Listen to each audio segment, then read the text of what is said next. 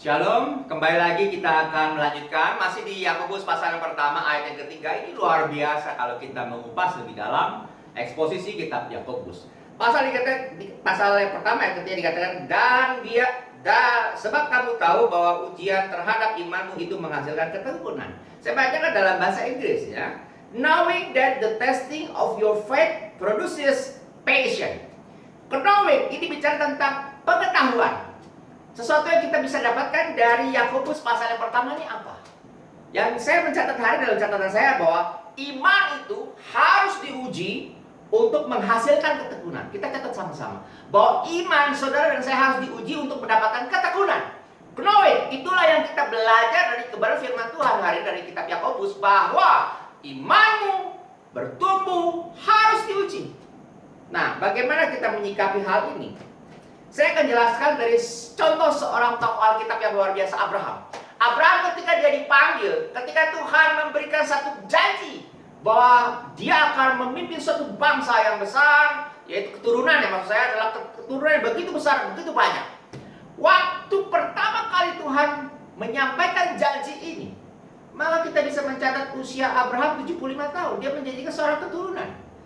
Dan ditunggu-tunggu ini bukan satu peristiwa 1 tahun berikutnya akan terjadi bahwa dia akan melahirkan anak, tidak, no. Pada saat usia 75 tahun, kalau kita membaca dalam bagian kebenaran firman Tuhan Alkitab kita, maka kita menjumpai, maka anak yang pertama didapatkan justru dari siapa? Dari Hagar, yaitu Ismail. Adalah sepupu kita hari ini. Dan ketika Tuhan datang kembali, itu dia berusia 86 tahun. Dan ketika masa tunggu dari usia 75 tahun sampai usia 99 tahun ketika Tuhan mewujudkan janjinya, menyatakan bahwa hari ini, pada hari ini, tahun yang akan datang, engkau akan melahirkan seorang anak. Itu kurun waktunya cukup panjang, 24 tahun. Kalau di total 25 tahun ketika sampai bayinya lahir, Ishak lahir. 25 tahun bukan waktu yang singkat untuk menunggu sebuah janji Tuhan. Apakah ini iman Abraham tidak diuji? Ya, diuji. Oleh karena itu kita harus menyadari bahwa kita hidup hari ini dengan dunia ini sebagai orang percaya. Kalau kita ingin kenal Tuhan kita, maka pastikan bahwa iman kita akan bertumbuh ketika ujian itu datang menghampiri kita lewat pencobaan-pencobaan. Dan kita harus bertekun di dalam Tuhan. Ini yang kita pelajari pagi hari ini. Saya ambil contoh begini. Mengapa kalau kita punya anak, kita ingin khususkan dia bermain piano? Kalau melihat anak kita bermain piano, seorang guru melatih seorang anak bermain piano, jari jemarinya, itu kasihan. Orang bilang sadis. Kalau kita kepengen anak kita wanita menjadi seorang balerina profesional, saya yakin kita paham bagaimana mereka berlatih untuk berdiri di atas kakinya, bahkan kuku bisa copot, bisa berdarah, terkilir, dan sebagainya. Penderitaan yang luar biasa.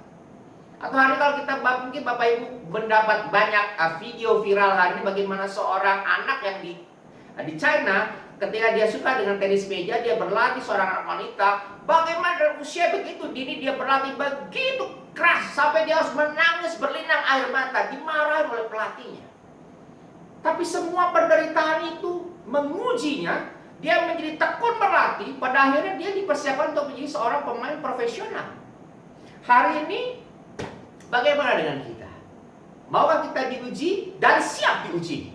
Agar kita bisa lulus dari ujian itu dan sekaligus menghasilkan ketekunan sebagaimana sudah ditunjukkan oleh Bapak Abraham, ditunjukkan oleh Rasul Paulus bahwa ujian-ujian itu menghasilkan ketekunan bagi kita sekalian. Tuhan Yesus memberkati.